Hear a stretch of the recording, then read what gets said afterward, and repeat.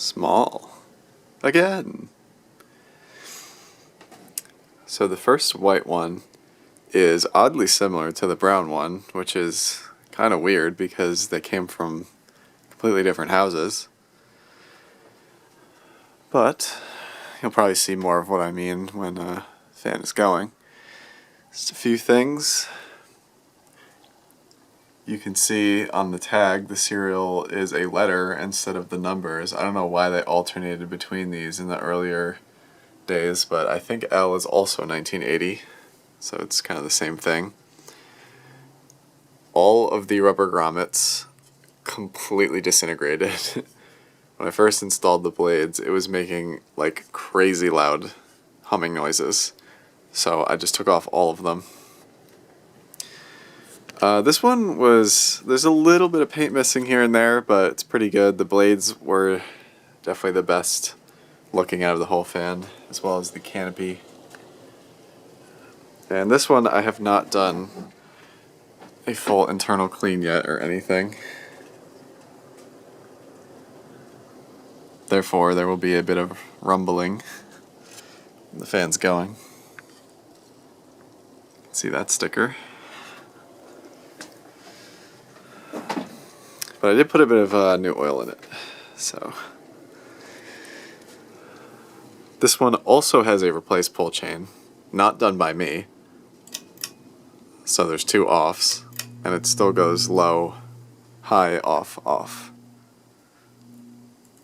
So no grommets means that there's going to be a bit more vibrational hum throughout the fan, but it's really not that bad on these, or at least this one in particular. It can be really bad on the 52-inch ones if there's nothing there at all.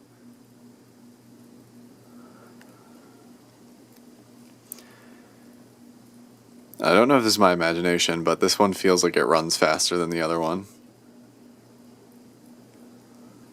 Which is a thing that happened for some reason on these 36-inch originals. They were not really all that consistent. This low speed at least feels faster.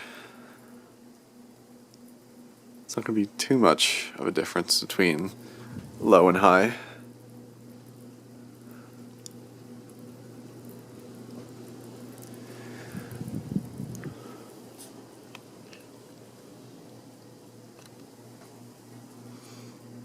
I also didn't mention this in the other video, but excuse the mounting, how it's not all the way up to the ceiling. I'm using the crossbar type mounting bracket that came with the TAT for these because it's a lot easier.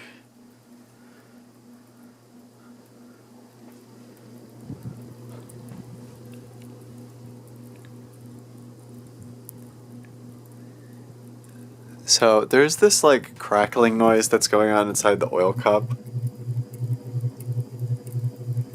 I'm not really sure what that is. I'm sure it's just something like rattling around in there. I can't imagine it'd still be there once the whole thing gets cleaned out. But it is there and very faint. And now, high speed.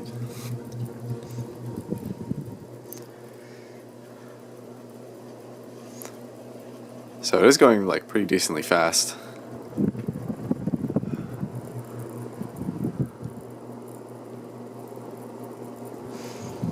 And these white originals, it is a lot easier for the finish to get damaged on this because you will visually see any sort of scratch or imperfection that happens. So this is actually in quite good condition, even though there are like a little few things here and there. I'm not sure how noticeable it's even going to be on camera. Yeah, this one's kind of flying.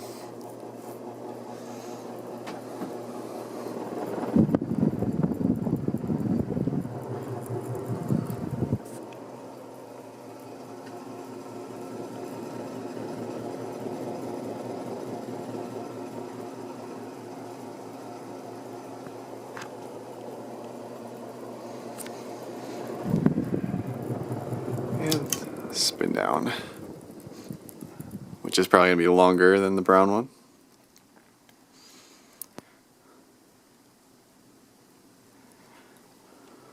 I'm not really sure what the most common or least common finish or finish combination is for these. You kind of see everything, really. Maybe an antique brass and white or antique brass and brown. That'd be my guess anyways.